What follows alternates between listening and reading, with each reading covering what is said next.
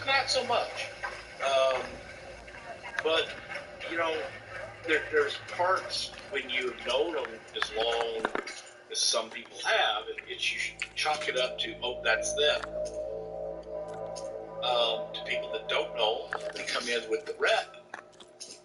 It's like, oh, hell no.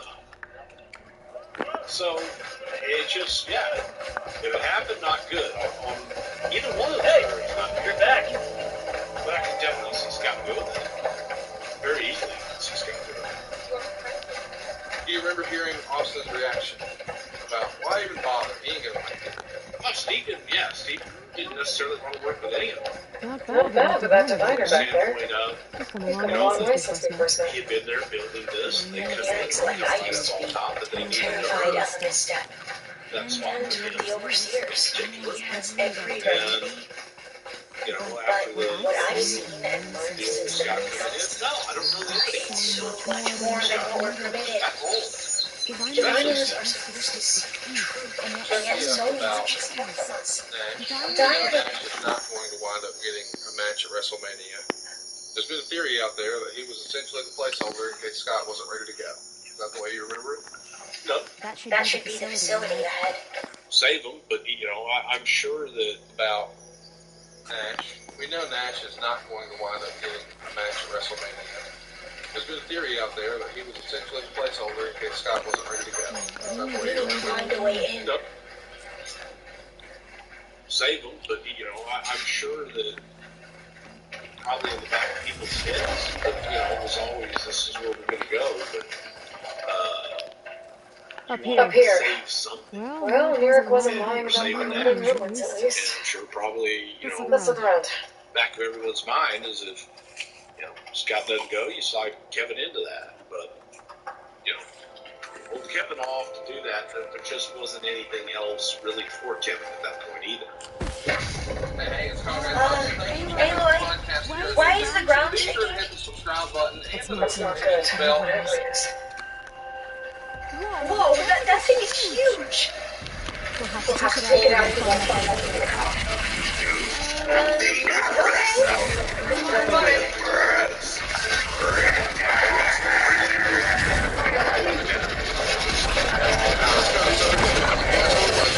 Aside from Punk, where there was anything else that Heyman was high on and pushed for during WWE tenure that rose to the top, despite their perceived, I guess the idea being here is a certain look giving.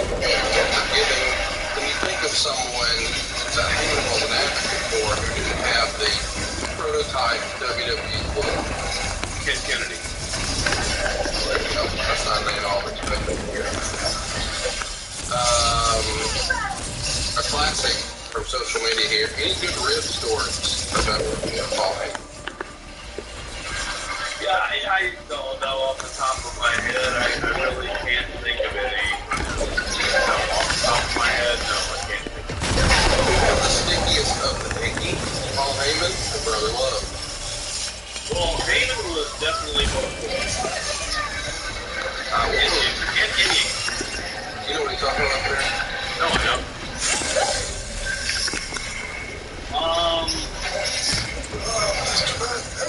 Brother Love and I are going to go book the territory upstairs. You know what? I will say this. Happy people had a great hookup. That's nice. Down it goes. What was the dirtiest, most underhanded thing Heyman did? I don't know why, but I feel like this has to involve a hotel room and not allowing the maids in. I want to air dry, whore! Yeah, that was kind of disgusting, man. It wasn't fond of a lot of hygiene sometimes, but You went to visit Heyman. You told the story before that Heyman was a lot like Cornette in that he would check into a hotel room and he wouldn't let anybody into the hotel room. So don't bring me towels. Don't do the turn down service. Don't come clean the room. Just stay out. What would Jim Cornette's orders sound like to the wait staff at that time? I don't want him coming in my room. Go through my shit. Thank you. Then once you went into Heyman's room and you saw something on the floor It was not exactly what Michael Hayes had on the floor in the 80s, but it may have looked like it. White powder, yeah. It was white kind of powdery, sticky stuff all over the floor. But then upon further inspection and Paul coming out of the bathroom without a shirt on, it was actually the underarm deodorant that had kind of caked on and was flaking out all over the room. Ugh, God, man, I just got goosebumps thinking of that. Like, icky chill. Was Paul more valuable behind the scenes or as an on-screen character?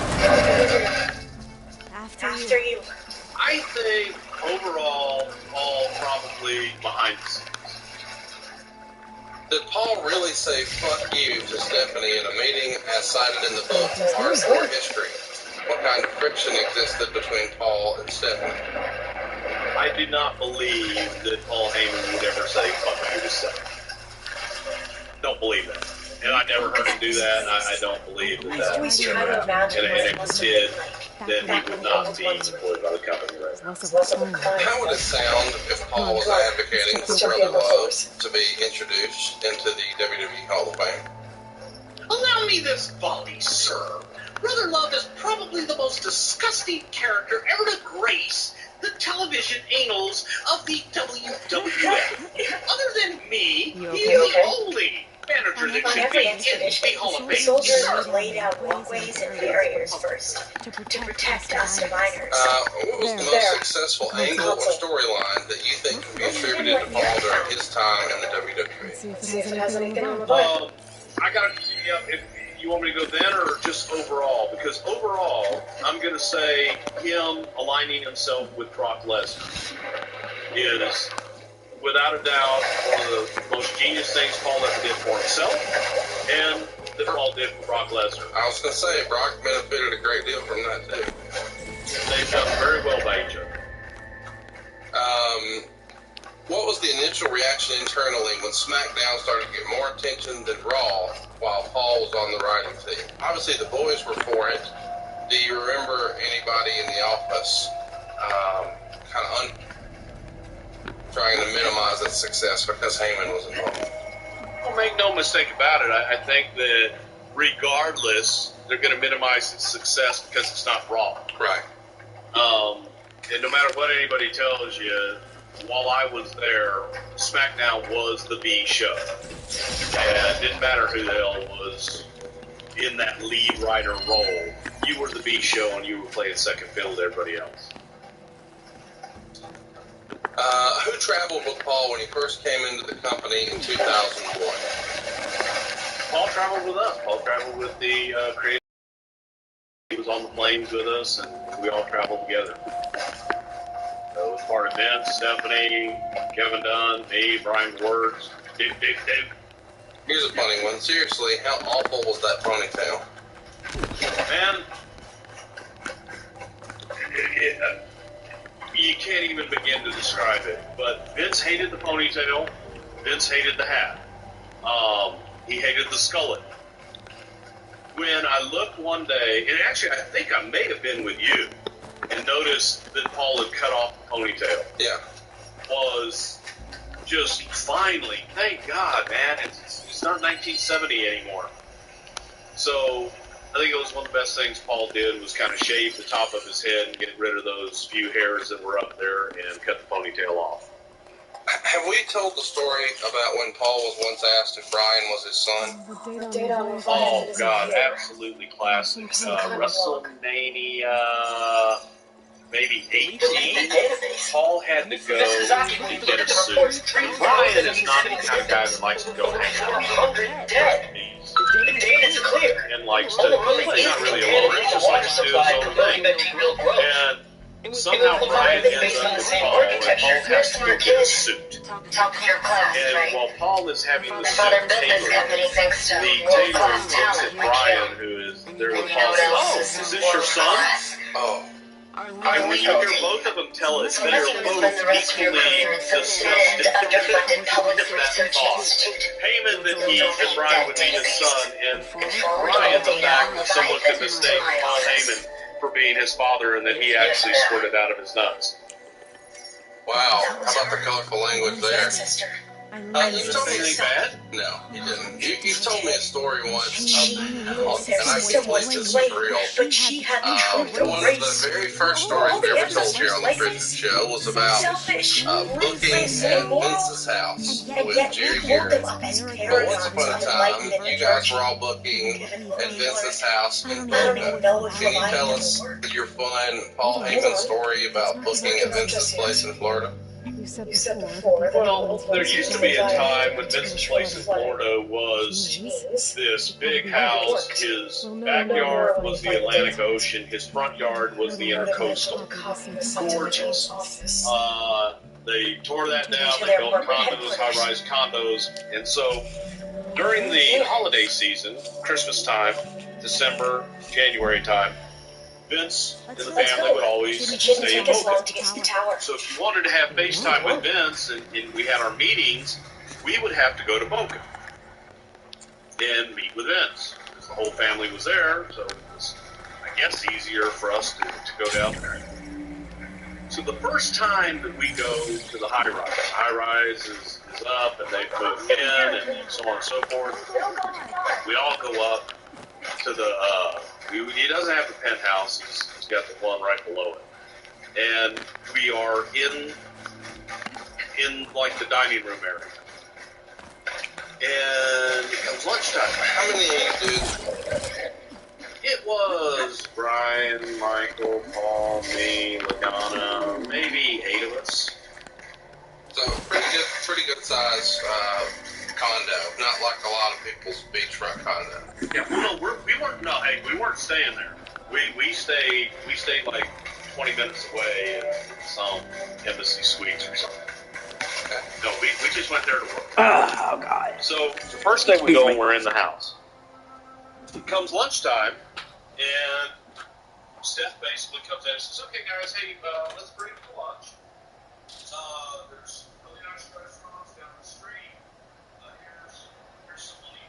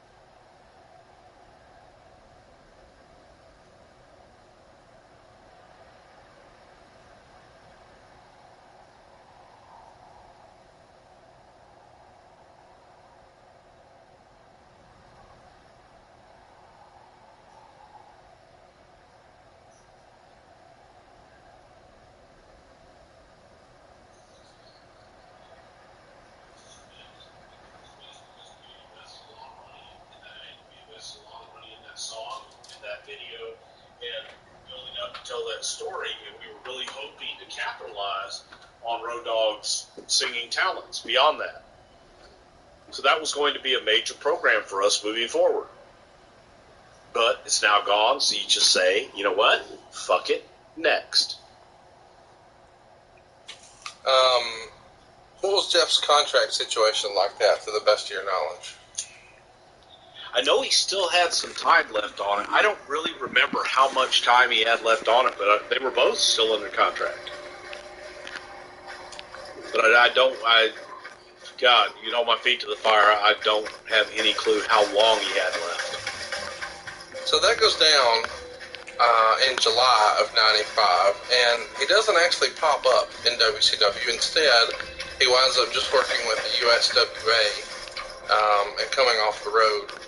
I feel like we should mention here that Jerry Jarrett did an interview with the Pro Wrestling Torch around this time, and he's explaining that Jeff believed his character was being burned out too quickly. He thought they were advancing the storyline in the split too soon, and so according to Jerry at the time, Jeff had been expressing interest to him about joining Jerry in non-wrestling related family business.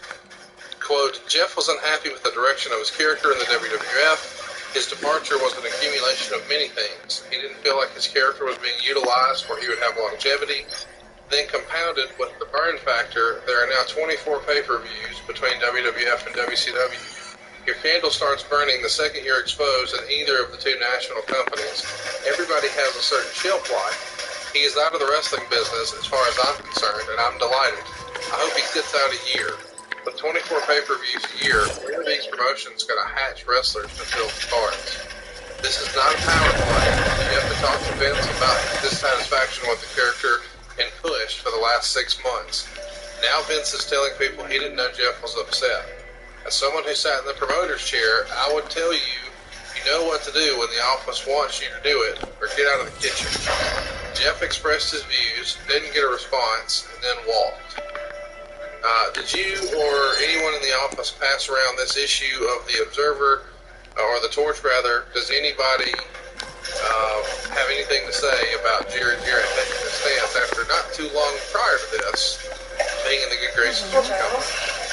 Well, Jerry had been away from the company for a while at this point, and there was very little Jarrett what he had to say while he was with the company. So even less stock was taken in any of his comments that he would have to say after this point.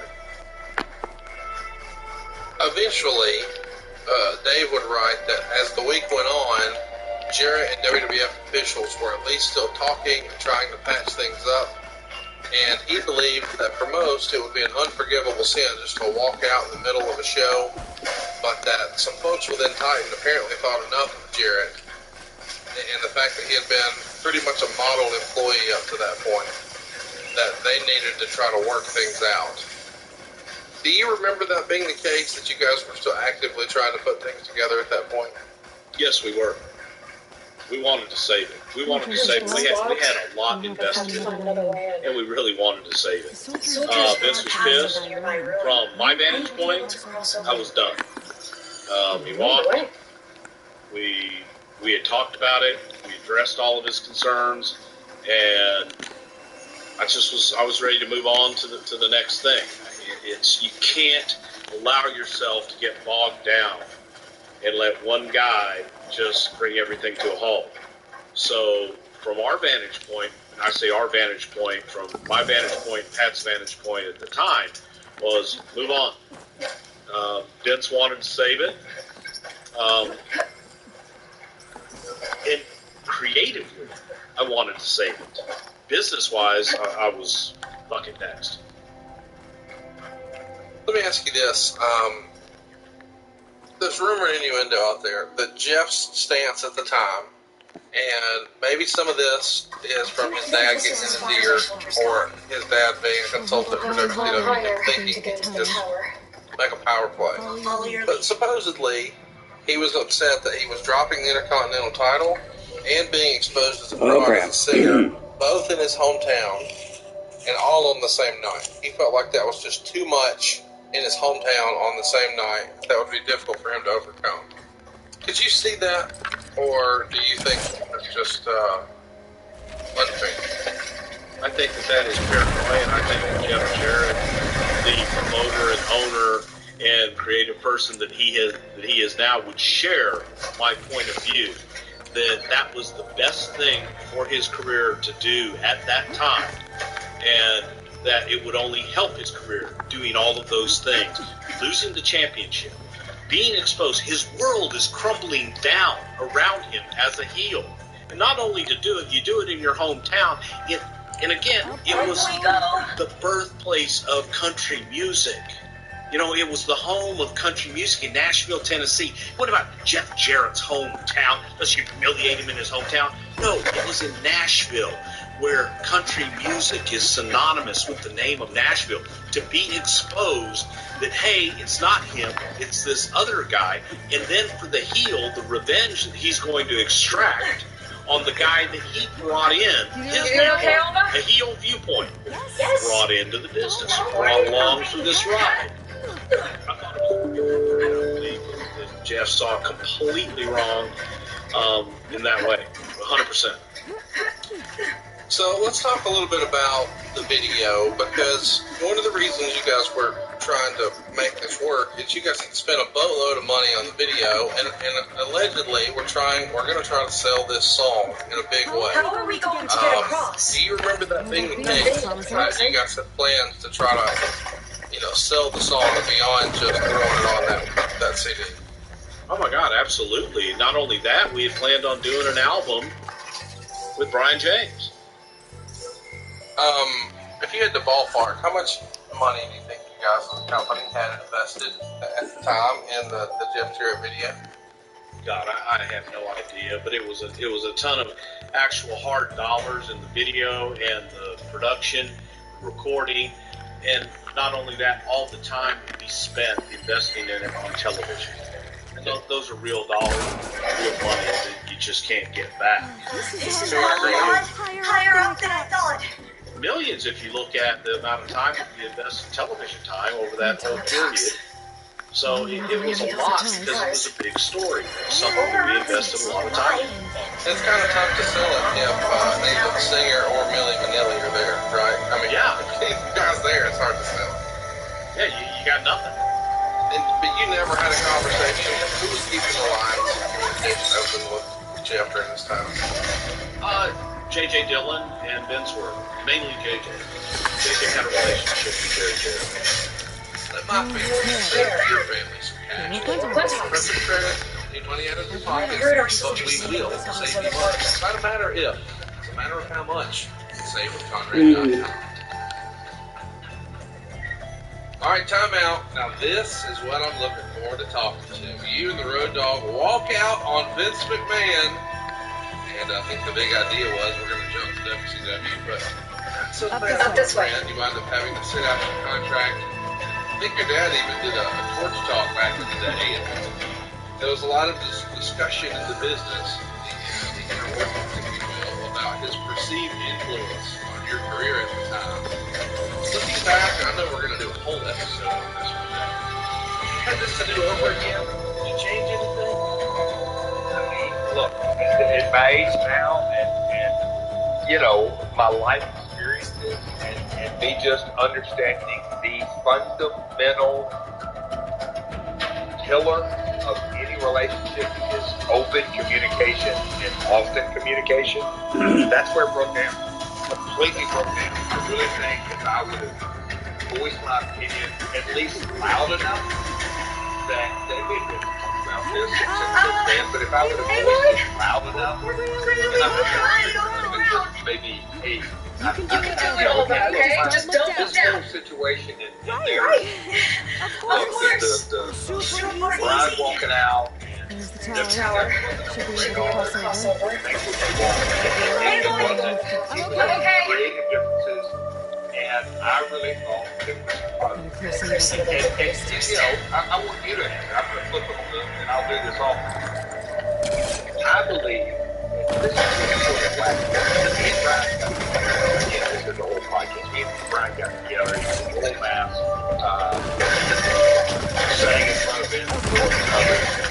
guy. make it to the other side. Me and Brian on camera as you did Double J on the road less than 6 months, right? To this day, I'm still Vince at the balls and he had to like split us up and shoot an angle. I felt there was so much more gas left in the tank to do another song, to do a concert. I just didn't think we were ready. Okay, your turn. Multiple times. Right.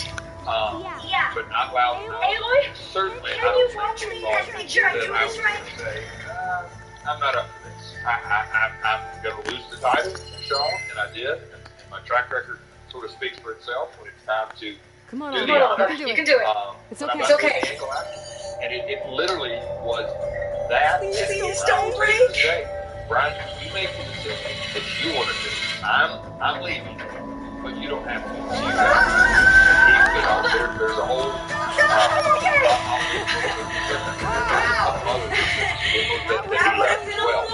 it's a creative difference that I didn't talk through, and I'll put that on me. You sure you're okay? More than I'll put it on Vince, because I didn't over-communicate with him, but mine was it had zero to do with WCW. It had zero to do with my father. It had everything to do that, from a creative perspective, I thought there was no rhyme or reason. The song had just really started going in national archives. But I mean, I think the song, quote unquote, had been out 6 weeks. Right? This says the code is the It's like 6, 8 weeks. It's nothing. And coming off of, According to the Royal Rumble lease, 190 it title, was Mania, everybody thought Scott Razor Ramon was winning it back. Everybody. And then, we kicked off first ever In Your House, and then we were just getting going.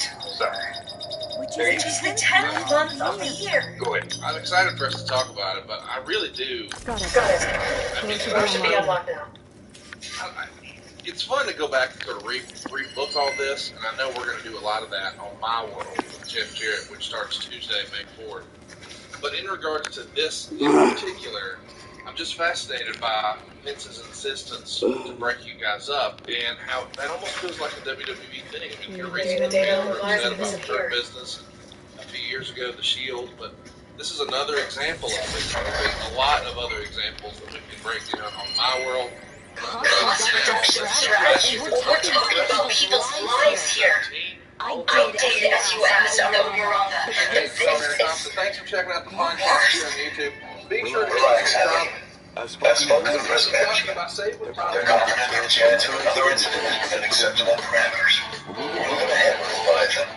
Written down, we didn't have a whole lot mapped Sure, out have a way of yet. catching When up I with you. flew down to Nashville, Within Tennessee, an acceptable was supposed to secure all these spots. He was supposed to secure the Country Music Hall of Fame. He was supposed to secure the Lyman Auditorium, the Grand Ole Opry, a lot of these places for us to shoot. And I fly down to Nashville with a crew, and I get there to say, let's go see what we have.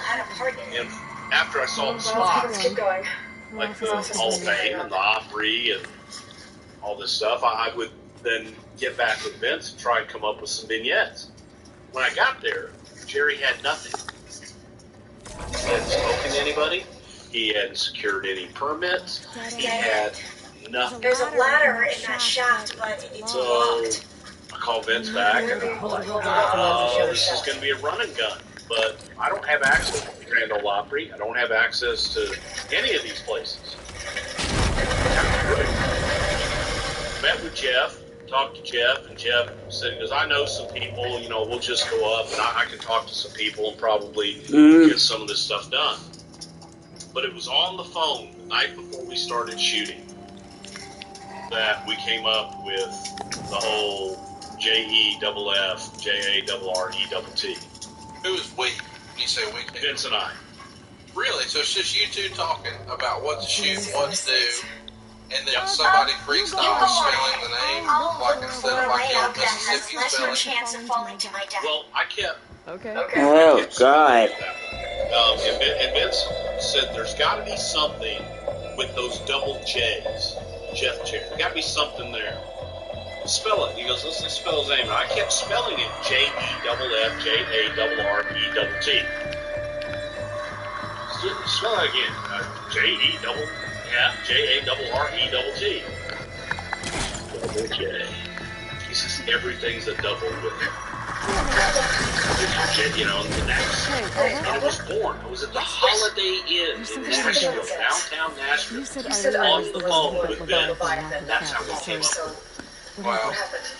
So in the, I'm not sure. I started going through, I started doing all these promos. Okay, here's, we can walk in front of the Nashville Country Music Hall of Fame. Jeff knows some people. We could go down Broadway and walk in front of some of those famous bars. We can walk in front of the Ryman Auditorium, all these different things, which also lended itself, though, too. They're not accepting. Blah, blah, blah. That they're not accepting. Yeah. Otherwise, I'd be inside. Right. So, Kind of work. we backed ourselves into it, and I just kept saying, if somebody comes and chases us off, I'll shoot it. Even better. And it's great. So then I went through the whole thing, and I came up with all these different vignettes, and I'm writing down notes. And Vince says, and I want him to end every single promo with, that's J-E-double-F, J-A. Are you doing okay, Aloy? Double T. Yeah. Double J. Jeff Jarrett. Ha ha ha. And I gave Jeff the 2-finger, because when Jeff would strut, he always did it without the 2-finger again. It was doubles. The little 2-finger point. We did the sparkle on his tooth. It just came together. We got in front of when we did one where we walked in front of Tootsie's Wild Orchid Lounge on Broadway, the oldest bar in Nashville, or some shit like that, where Willie Nelson sold Crazy to Patsy Cline for $50. And we're walking down, and Jeff is bad-mouthing Tootsie's. The owner of Tootsie's walks outside while we were shooting and starts cutting a promo on us. And she looks at Jeff, and she says, do I know you? And he's like, hey, how you doing? She goes, you have beautiful hair. He says, why are you guys bashing my hair? Well, we explained everything to her. And she was cool as shit. We walked into, they were redoing the stage at the Ryman Auditorium. Yeah. And the side doors were open. We walked into and went onto the stage at the Ryman Auditorium while they were repairing it and shot. The workers, they didn't know any better. Right. They didn't think anything of it. They didn't stop us. They didn't ask any questions. So we had a lot of luck in that regard.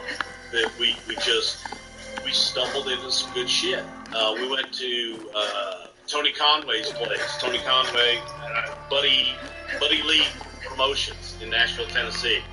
Buddy Lee was the manager of Willie Nelson, all the big name country acts, great promoter all throughout the Southwest. His offices were in Nashville. We went to his office to try and bust in, and Tony Conway, who was another promoter, worked with Buddy Lee, threw us out.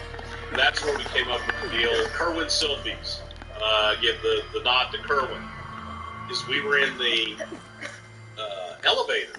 Kerwin was sitting behind a desk and noticed that there was a camera in the elevator. And he says, when we get him in the elevator, he says, Jeff, you're still Mike. Look up to that camera and cut your JEFF promo to that camera. And we zoomed in on the security camera behind the secretary's desk. That's how we ended that one. That's great. But that was the fun, man. That was the beauty of how we used to do vignettes and create characters.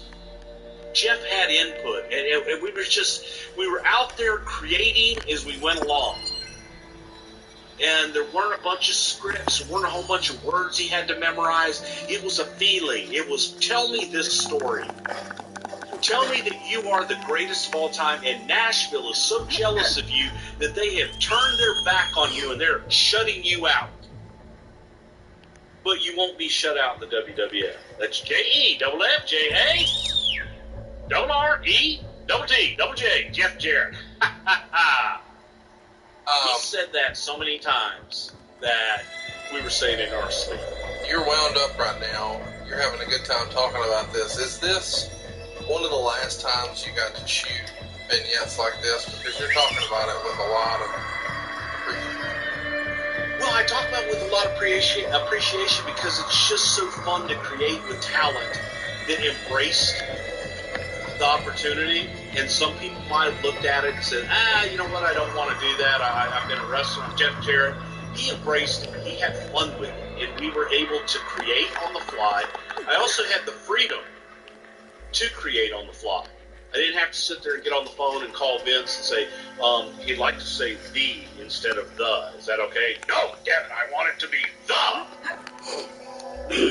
Vince trusted me, and we got to go out and just look around and say, hey, what about this? And Kerwin Selfies, who was the director, we talked about it, and I saw him in St. Louis this year, and we just talked about how fun it was to be able to go out and take your environment and create something out of it. Sometimes it was off the chart like this, sometimes it was the shit, but these were fun, and it was a character that was organic and that we made happen there on the fly. So let's talk a little bit about, because I've always associated that with Jeff Jarrett, and I fucking hated it as a kid. But the way you just described it, it made it sound like that was a Vinceism, that Vince did it, and you were just trying to keep it going because it was a Vinceism. The spelling of the name was a Vinceism, and the rest of it was pretty much Jeff and me. Good God. Vince wasn't there. Vince didn't see it. Vince couldn't really comment on it until after the fact. The spelling of the name was Vince. I mean, that was something that just happened. It just happened. LJ, Jeff Jarrett. That hokey laugh. It was so hokey, so phony. So you wanted to slap the shit out of him. Yes, it worked. It worked. It worked. You got me. That was the things that Vince would be, goddamn, don't be hokey. His hokiness made it work. So the idea was supposed to be that he was this big singer. Did you guys know that he was going to do the big singing storyline from the jump? Or was it just, like we never saw Duke the Dumpster, like carrying trash for real? Like, did we imagine that we were eventually going to turn that into a Milli Vanilli type angle, or what was the plan originally? No, the plan was originally we would keep the facade going. There was talk about some point doing an album. The whole Milli Vanilli stuff came about after Road Dogg came on board, and we found out that Road Dogg could sing. So it was like, oh man, what if he's got a roadie that does the singing, and he's out in front taking all the accolades. Right. We'll talk about that as we get into it. But originally, it was the fact that you never got to hear him sing. Made it even better. Yeah, absolutely. If you're really the best, then we would have heard you better. My throat's not working real good tonight, folks. Sorry. Sure. This gimmick, did you feel like, and did Vince feel like this at the time? We have to appreciate this is 1993, so the business is quite different. Did y'all see this as a potential main event gimmick, or is this gimmick destined for the mid card? I think we all kind of saw it one that, you know what? Yeah, I think we thought Jeff could be a contender. I think everybody did. So, as we mentioned, Jeff is working house shows in December, and he's back on the road, and he's working with Brett and putting Brett over. And it's interesting to me that, Brett's obviously a top guy, and he's an instant main eventer, at least on the house shows. How was he able to secure that spot? And I know a lot of people will say, but he was losing, but at the time he was always lost on the house show. So, how did Jeff Jarrett go from, he's got a little heat, to, hey, we're putting him in the main event with Brett? A lot of time had passed by this time, too, and we had the gimmick developed as well.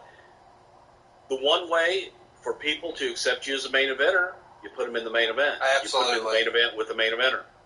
Man, I really feel like so many people overlook that. I wish everybody would just hit rewind 15 seconds and hear him say that again. People look at you like you're a main eventer once we've put you in the main events. It really is that simple. Let my family save your family some cash. You don't need perfect credit. You don't need money out of your pocket. but we will save you money. It's not a matter if, it's a matter of how much. SaveWithConrad.com. All right, stop the tape. Let's talk about it. The vignettes, you sort of alluded to it earlier. This was going to go a long way to establish a character. I guess this is Vince's ha-ha. But Bruce, man, he developed a reputation, at least amongst us listeners here on the show, for the guy who had the vision for these vignettes, whether it was DiBiase or Mr. Perfect, and now you're getting that same treatment here. What do you think of these ideas that you guys came up with there in Nashville? You know, just because of the storytelling, it was, in Memphis, obviously, we're week to week and episodic, but this being a vignette and that's obviously the first time my opportunity to work with Bruce, quote unquote, I knew it was the big time, but as they were rolling out, let me back up. When they came down to shoot him, and Kerwin Silfies, you talk about a great director, but, he was the director of the program back then, and Vince flew him down. So Kerwin directing it, Bruce producing it. At Memphis, I'd never been around this kind of production and how we went around town, and we were sort of running and gunning and not so much getting permission on a few things. So it was big time on one asset, but also a little bit running and gunning. But as we were shooting those, and those were my real, the first real, I'll say, long-winded heel persona. Each one, in my opinion, got a little bit better character. Me and Bruce working together as talent producer. They were a blast. But when they aired on television and they put in the sparkling gold tooth, and it 4 weeks, I think back in those days, if I remember correctly, I remember somebody at Titan TV was telling me, wow, the most we've ever done is 6 or 8 like that. But we did 12 weeks of promos, and then the 13th week was a compilation. So those ran, and by the time I walked through the curtain in Poughkeepsie, New York, I had an instant reaction. And those are one of those light bulb moments where you go, he's a genius. I mean, the character was so prime, and Gorilla, and the announcers, and the audience, they knew who I was the minute I walked through the curtain, and that was a real gift for me, as a talent. I knew it then, but now that I look back on it now, during that time, the patience to really get that character going, and the country music singer, and I'm from Nashville, obviously had the accent. It was a lot of fun, but yeah, me and Bruce, we hit it off then, and Bruce obviously in his position now, but he, in 2017 when I brought him back there, he has a unique way of bringing, accentuating the positive and negating the negative, and he knew how to do that as a producer, still knows how to do that as a producer, but in those days, that was the first time I really got to work with someone on his level, and it certainly showed. Hey, I'm curious, real quick. Did he ever, or did Vince ever lay out? So the gimmick is you're sort of doing a Milli Vanilli thing. You're the country music singer who's the world's greatest entertainer, but never actually sings. Was anything ever explicitly said like that, or was it just sort of understood? No, the character, because it was in the early days, and let's see where it goes. The thing that I thought was so cool was, hey man, your name J-E-F-F, J-R-E-T-T. That instantly, I'm not saying that it was an instantaneous catchphrase, but it had a hook. You talk about it, I can open up spelling my name and close spelling the name, and right there you've got 20 on the top and 20 on the bottom. Yeah. I only really had to talk for 40 seconds if we're doing a minute promo, but no, it really, hammered home, obviously my name, the character, throwing in the world's greatest singer, all that kind of stuff. So me singing or not singing, that came months later.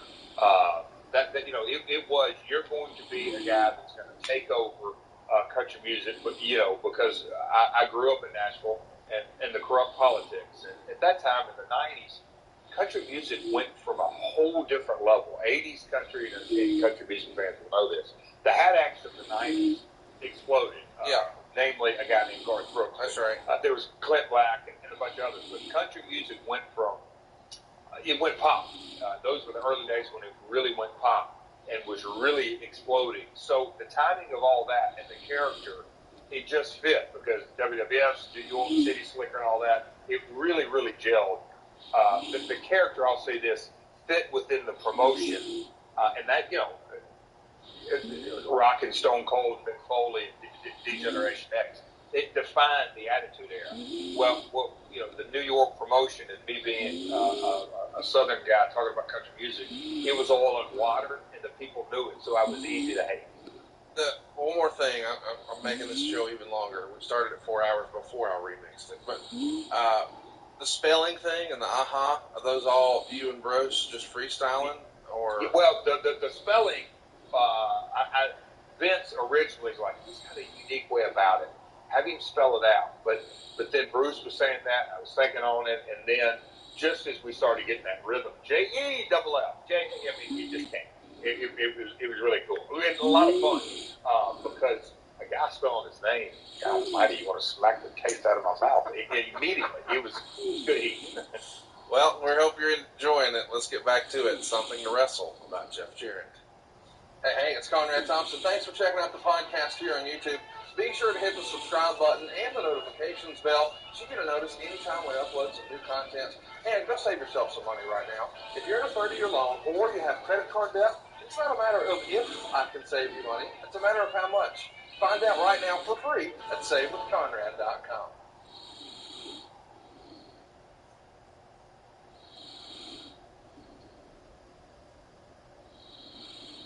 Hey, it's Conrad Thompson. Thanks for checking out the podcast here on YouTube. Be sure to hit the subscribe button and the notifications bell. You'll get a notice anytime we upload some new content. And when I'm not asking Bruce, hey, how big was Batista's? Well, you know. One of the things I like to do is help people save money. And if you're watching this video right now and you're in a 30-year loan, man, you're overpaying your single biggest bill, and you may not even realize it. I want you to do a little experiment for me. Take your calculator out, multiply your monthly house payment by 360 payments. That's how many payments there are in a 30-year loan. That big scary number, that's your total of payments. You're looking at that number? You know you can do better. Keep more of your own money right now and go to SaveWithConrad.com. Or maybe you've got credit card debt. Man, it's not a matter of if I can save you money with that. Your average interest rate on a credit card is more than 20%. And by the way, all the interest you pay on those credit cards, it's not tax deductible. Whereas the mortgage interest, well, that is tax deductible. So if you owe this debt, it's up to you how to pay it back. Doesn't it make sense to get the cheapest rate possible and the greatest tax deduction possible? Find out how much money you can save right now for free at SaveWithConrad.com. You don't need perfect credit. Even scores in the 500s can be approved, and it's no cost out of pocket. But maybe best of all, we're licensed in more than 40 states. We can help more families than ever before. But how much can we save you? Find out right now for free with a quick quote from SaveWithConrad.com. Hey, it's Conrad Thompson, and you're listening to Something to Wrestle with Bruce Pritchard. Bruce, what's going on, man? How are you? Dude, I'm fucking great. I got a question. All right, I'm ready. All right. Do you like scary classic TV shows? Sure. Now, I may have talked to you about this at one time, but the all-time greatest, in my opinion, television show, I like Alfred Hitchcock. I love the Alfred Hitchcock album. You ever watch that? Nope. Okay. I know what it is, a little though. bit before your time. Yeah. Okay. Well, just by happenstance, I was looking at something else, and it took me just down a rabbit hole for a second. And I said to myself, as I saw this thing, because it was like the scariest, 20 scariest TV shows of all time, I said, you know what, man? I said self? Yeah, I did. I was like, fuck them, man, because the best and the scariest was this one Alfred Hitchcock episode that I'd never been able to fucking find. And I remember what it was about, everything about it. And I clicked on this fucking thing, and guess what the second scariest fucking TV show of all time was? The Raw where they blew up Vince McMahon. That would be number 4. This was number 2, the Alfred Hitchcock Hour, entitled The Jar.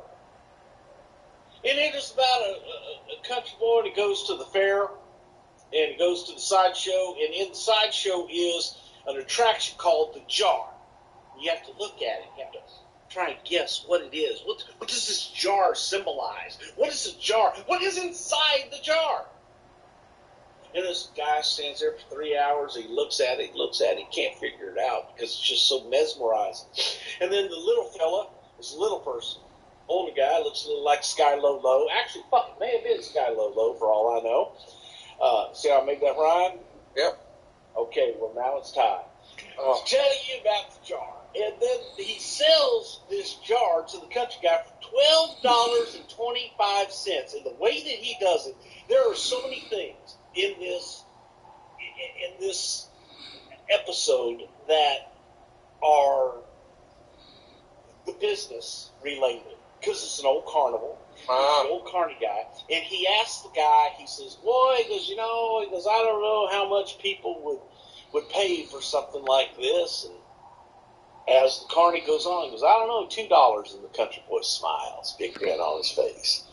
I don't know, but then again, it might be $4. The country boy's still grinning, ear to ear. And he says, hey, could get 6, I don't know. Something like this, probably talking about 10. And the country boy's still smiling, big grin on his face, and then he gets to 14.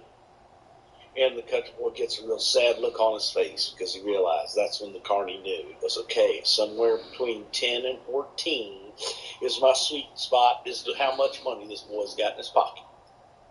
He hit $12. That country boy got a big smile on his face. Says, well, that's all the money I got in my pocket. So the carny says, well, I might be able to part with this jar. And then I'm not going to give the rest of it to you because it is without a doubt. You watch it, the psychology is sound. It holds up. It was shot in the 50s, man, or 60s, early 60s. I don't know when. But Alfred Hitchcock Hour, The Jar, it is a lesson in life. And when you watch it today, you can redo this entire thing today, and it would still be just as great. Sounds like a bunch of carny fucks, but it makes sense that you like it. Well, how about fuck you then? All right, how about that? How about two double fuck yous? I knew I'd get you fired up on that one. I'm excited you're here. This is a record for us. I don't think since you've been back we've recorded this early. I'm so proud. Well,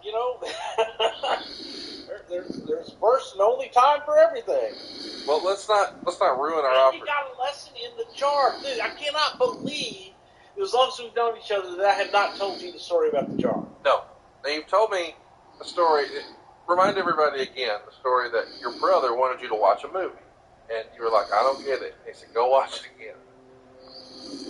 Well, that was called Carney. Gary Busey and Jodie Foster. It's a great story. About life. May have to, during our little quarantine Jones here, may have to go check out both of those. Give you a book report. You haven't watched Carney yet? No. Ignorant, hillbilly bastard you. That's hurtful. Well, goddamn. I am imparting wisdom upon your head. Like right now, it's like Bruce Wisdom shit, sprinkling and fucking all shit all upon your motherfucking head. And what do? You take the goddamn little comb out, and you go, oh shit, I got Bruce Wisdom in here. I better get rid of that fucking shit. Don't want none of that in my beard or anything. Yeah, just like you doing that comb in your fucking face. I gotta tell you, I'm really excited that later this month we're gonna unleash the video for everybody. I've got a new camera and a light kit headed your way. And by the end of the month, people will be able to see our shenanigans I here. just got your goddamn Christmas present too, so what do you fucking do? Christmas present. Yeah. You just got it today? I just fucking ordered it today. What do you mean ordered it? Don't worry about it. Oh, my present. Yeah. Oh, I thought you meant what I sent you. I'm like, buddy, that was a long time. Something? Yeah, Where is it? probably the old house. Why the fuck's it in the old house? Why'd you send it to the old goddamn house? It might be in all of that fucking Bosch horse shit you've never unopened. You've never opened. It's just you're piling treasures in the basement. I'm not saying that couldn't happen. They were custom shoes. You don't remember them at all? I got those a long time ago. Well, believe it or not, that's our most recent Christmas. Okay, that was last year. I'm talking about this year. Well, you said it like you just got my present. I know what you mean now, but I'm like, how did you just now get those? You should have had that a year ago. I'm with you I now. took pictures of those. I called you the day I got them and said thank you. I was pissed off that somebody else who click over there got them first. Yeah. Well, I shipped them at the same time, but you moved far, far away. We're not that far away. Okay. Well, we are far away from King Kong Bundy. He is our topic today. Bruce, I had... Oh, wait, wrong guy. Wrong guy. Shit, I studied all about that King Kong Bundy. I had 2 sets of notes. And I'm ready to do either one. And I said, hey, which one do you want to do? And you said, you pick. So I took to the Twitter machine and did an old school poll. It used to be. Old Skizzle. We used to have, like a week on these polls. But now, since, things are a little more chaotic, I gave everybody 31 minutes to figure out what they wanted. And to my surprise, it really wasn't all that close. King Kong Bundy got 54% of the vote. Taboo Tuesday got 45.7% of the vote. And that's the only vote we're going to talk about here today. You want to know what's crazy? What? Is that in 31 minutes, we got 1,833 votes. That's pretty good in a half hour. And remember how we get that? Yeah, the show's grown just a little bit, Bubba. Well, that's fucking great. That's awesome. I just love it. And okay, I'm gonna do something very uncharacteristic. I've been doing a lot of uncharacteristic shit. I agree. Warm this up so you can see. Can you see what that is? Yeah, that looks like our man Dick Bourne's new book, The Crown Jewel, the story of the NWA World Title from what, like 59 to 73? Yeah, and you need to send me Dick's number so that I can thank him personally, because this is my favorite championship belt of all time, the NWA World Heavyweight Championship from, as you said, 1959 to 1973. This is the belt that was worn by Pat O'Connor, Gene Kiniski, Buddy Rogers, Dory Funk Jr. Harley Race wore it for a few short weeks or months before he dropped it on July 20th, 1973 in Houston, Texas to Jack Briscoe in the third fall with the Luthez Press. But it's interesting, and as I look back at some of the pictures that he has of this particular belt, as a kid, you fantasize, and I got a hold of this belt when, on July 20th, 1973, in Houston, Texas, at the St. Houston Coliseum. I was sitting in Section 5, Row 12, Seat 8, and Jack Atkinson, better known as Fritz von Erich, was holding this particular belt, and I asked him if I could look at it and hold it, and he did for a second. But to me, it was always the thick belt. Gold, heavy, and it just appears to be very thin in real life. That's bothering me a little bit. Well, it's when you're a kid, everything seems bigger, larger than life. And then you become an adult, and you're like, well, maybe not so much. But this belt is, I know you've told me for years and years, it was your favorite of all the NWA World titles. You grew up on this one. And, of course, it was replaced by what we now know as the 10 pounds of gold, and, of course, big gold.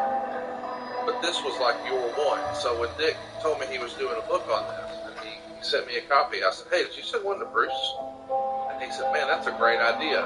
I want to send it to his address. I said, well, hang on. He's moved since you wrote the last one. Here's the new address. And you got a special one that everybody can grab their own right now over at MidAtlanticGateway.com, or you can just look for it on Amazon. It's called Crown Jewel, the NWA World Championship from 1959 to 1973.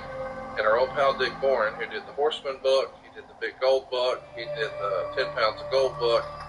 His belt series continues, and I thought this would be right up your alley. So I'm glad, A, you got it, and B, you remembered to put it over here for Dick. It is, well, because I damn near read almost half of it, just, in bits and pieces and the parts that I wanted to read about. Pardon me. And the part about Salvador Lutero Jr. and getting the jeweler in Mexico City to do the championship, which I had told you guys about, and some people poo-pooed me, but it's an interesting, a very, very interesting read if you're into that kind of thing, and it's the Holy Grail, and it was funny because I'd always noticed that there were 2 different straps on this belt, 2 different leathers, and But I always thought, oh, man, you know, in the old days, maybe they're just touching up the picture and making the strap look bigger in different parts.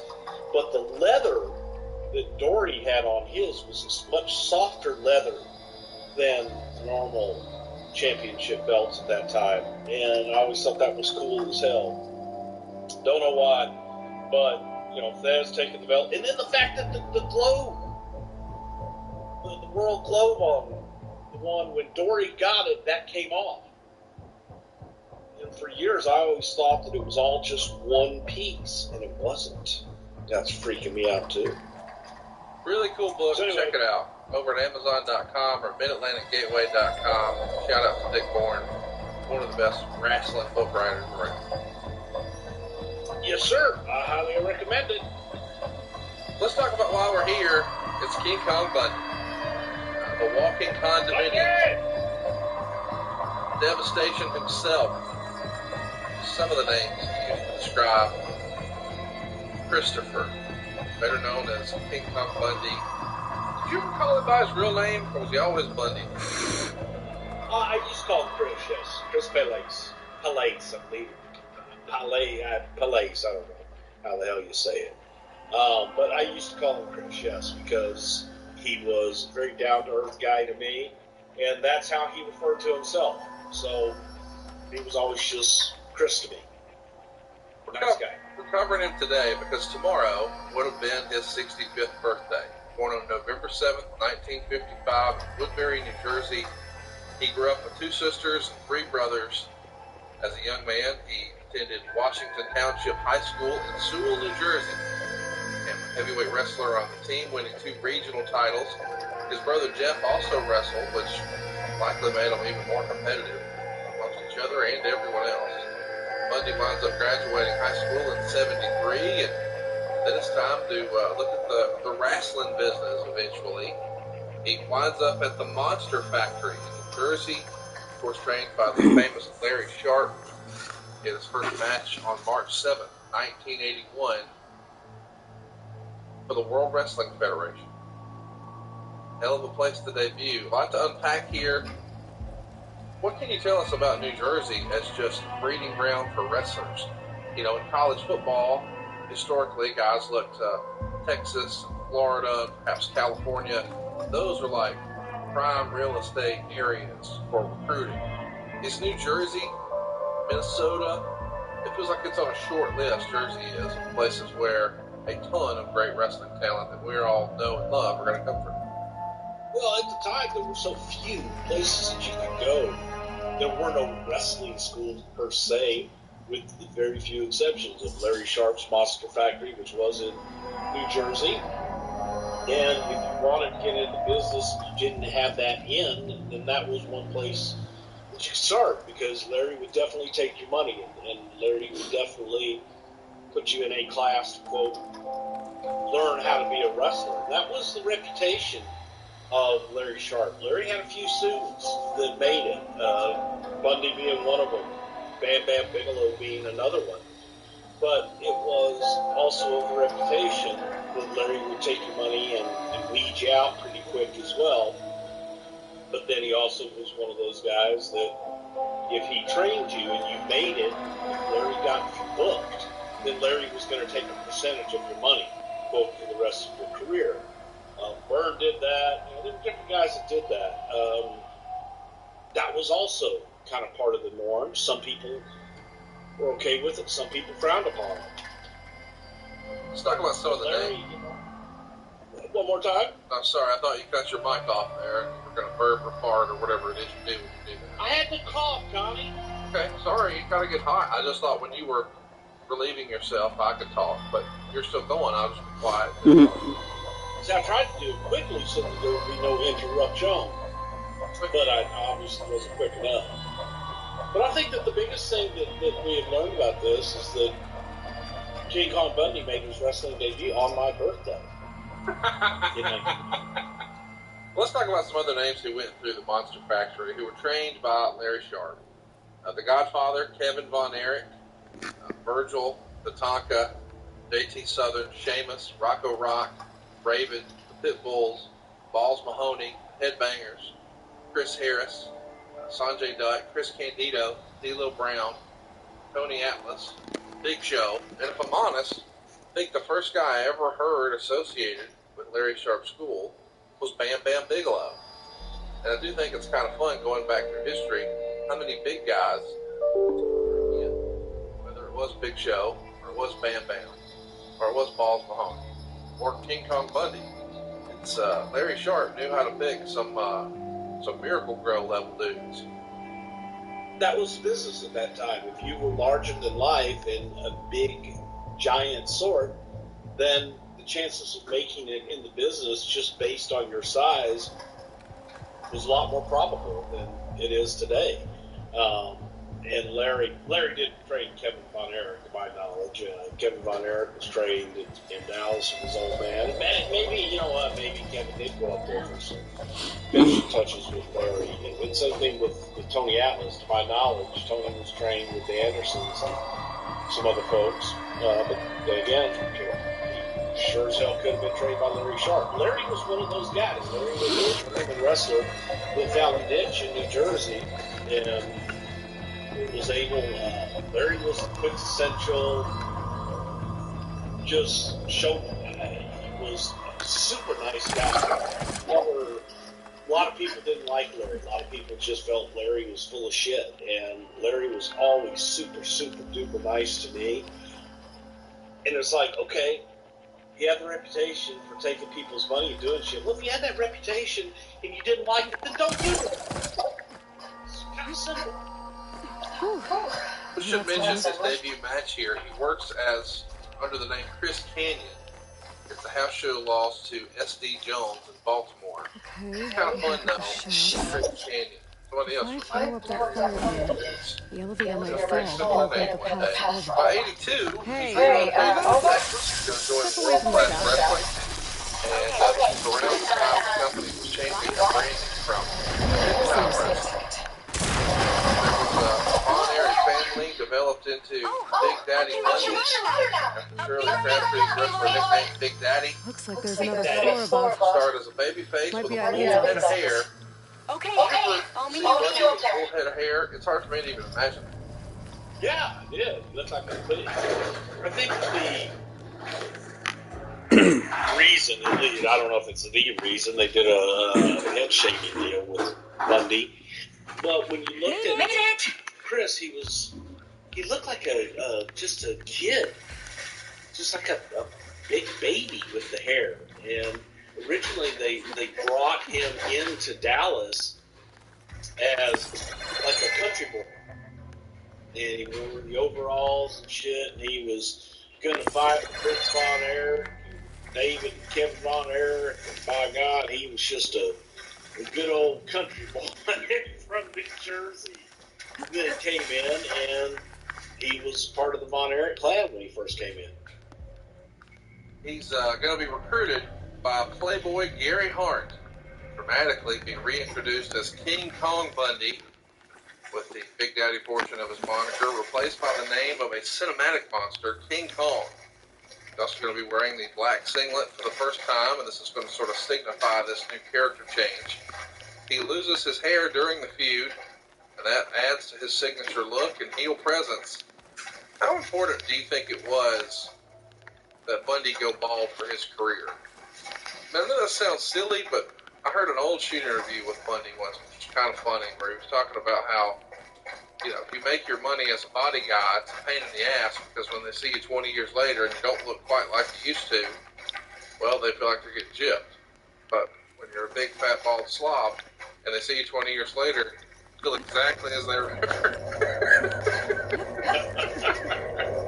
How true that is. See? It works. Let's subscribe to that theory.